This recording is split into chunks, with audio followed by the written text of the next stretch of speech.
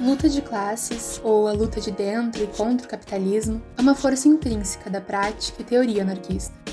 Ainda assim, muitos mitos e equívocos dificultam o entendimento popular das relações sociais que estão nas raízes desse conflito. Em outras palavras, a própria classe. Então, o que é classe exatamente? E o que anarquistas têm contra ela? A maioria das pessoas hoje associam classe com quanto dinheiro ganham. E embora seja verdade que o tamanho da conta bancária de uma pessoa pode ser uma boa indicação de sua classe, essa definição simplificada pode esconder a maneira com que a classe realmente opera, em nível individual e social, além de mascarar a forma como gera divisões. Uma maneira mais precisa de definir classe seria dizer que é uma relação social hierárquica, caracterizada pela exploração e ancorada em um sistema interconectado de leis estatais que governam sobre o poder de propriedade. Ou, para dizer de outra forma, classe é uma forma de organizar as pessoas de acordo com suas posses. É claro, tanto a hierarquia quanto a exploração estão aqui há mais tempo que o capitalismo. Dos reis sacerdotes das cidades-estado mais antigas da Mesopotâmia ao Império Romano e sua gradual desintegração ao feudalismo medieval. A civilização humana sempre foi dominada por uma pequena elite, que garantia a concentração de riquezas e de prestígio para si. A ascensão do capitalismo substituiu sistemas feudais de controle social e econômico, como o direito divino dos reis na Europa e o mandato do céu na China imperial, substituindo essas crenças ultrapassadas por mitos novos e mais sofisticados, baseados na santidade da propriedade privada e na dominação inquestionável do livre mercado. No século XIX, o famoso filósofo socialista Karl Marx realizou uma extensa investigação sobre como o capitalismo funcionava e os processos históricos pelos quais se desenvolveu. Muitos anarquistas da época, como Mikhail Bakunin, discordaram amargamente de Marx e seus seguidores sobre a questão da estratégia revolucionária, particularmente o papel do Estado.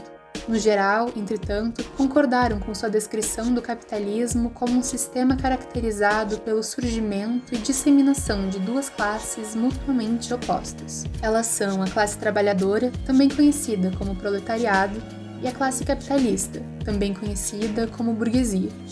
Membros da classe capitalista são definidos por sua posse e controle sobre o capital, enquanto membros da classe trabalhadora são definidos por não possuírem capital e serem assim forçados a relações de exploração com capitalistas para sobreviver. Podemos classificar capitalistas em 3 categorias diferentes, baseadas no tipo de capital que possuem e como obtêm seu lucro. A primeira delas são capitalistas industriais, que possuem e controlam os meios de produção, que são as ferramentas e o equipamento necessário para a produção de mercadorias. Nas fases iniciais do capitalismo, normalmente isso se referia aos proprietários de fábricas e minas, mas hoje pode se referir aos donos e sócios de uma variedade de negócios, de lanchonetes a empresas de software.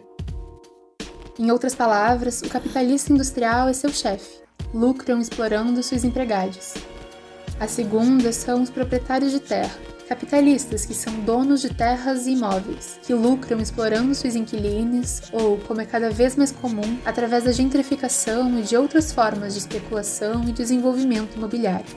E, finalmente, capitalistas financeiros, que conseguem seu lucro emprestando dinheiro com juros. Podem ser desde agiotas até centros de empréstimo, chegando até o topo com bancos globais, que emprestam dinheiro para outros capitalistas e até mesmo para estados.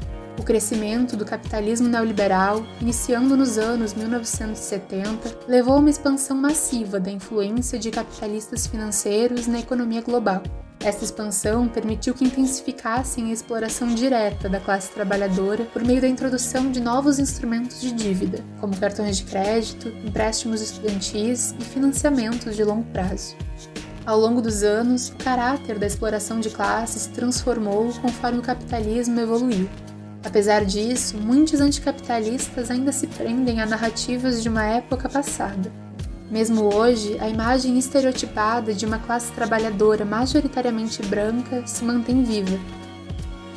Enquanto a verdade é que a maioria do proletariado global são mulheres, e uma maioria inquestionável são de descendência não europeia.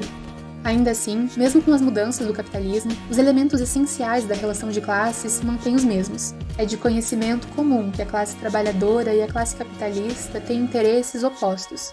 Quanto menos nossos chefes nos pagam e quanto mais proprietários aumentam o aluguel, mais lucro recebem e mais pobres nós ficamos. O que é menos compreendido, no entanto, é que as leis capitalistas, de competição universal e crescimento constante, criam e moldam divisões internas em cada classe. Capitalistas de determinada indústria estão em constante competição com rivais por fatias do mercado, o que significa que devem manter uma certa taxa de lucro ou correm o risco de serem expulsos do mercado. E capitalistas de uma indústria às vezes têm interesses completamente contrários a de outros.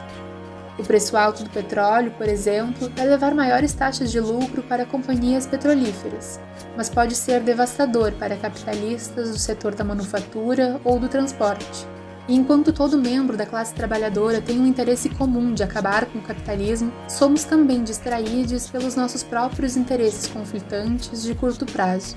Não somente temos que competir entre nós pelas migalhas que capitalistas nos dão para sobreviver, mas também muitos de nossos trabalhos impactam negativamente a vida de outros trabalhadores. Numa escala mais ampla, quanto menor o salário de trabalhadores no sul global, mais baratos serão os produtos nas lojas de departamento do hemisfério norte. Além disso, nossa classe é dividida em hierarquias baseadas em sistemas opressivos, como raça e gênero. As mulheres, por exemplo, são muitas vezes exploradas duplamente sob o capitalismo, pois de nós também é esperado o cumprimento de trabalho reprodutivo não remunerado, como cozinhar, limpar, educar as crianças, enquanto simultaneamente recebemos menos que nossos companheiros masculinos. O papel do Estado é gerir a economia de uma forma que equilibre os interesses conflitantes de segmentos da classe capitalista, enquanto a protege da ameaça de uma revolução de trabalhadores.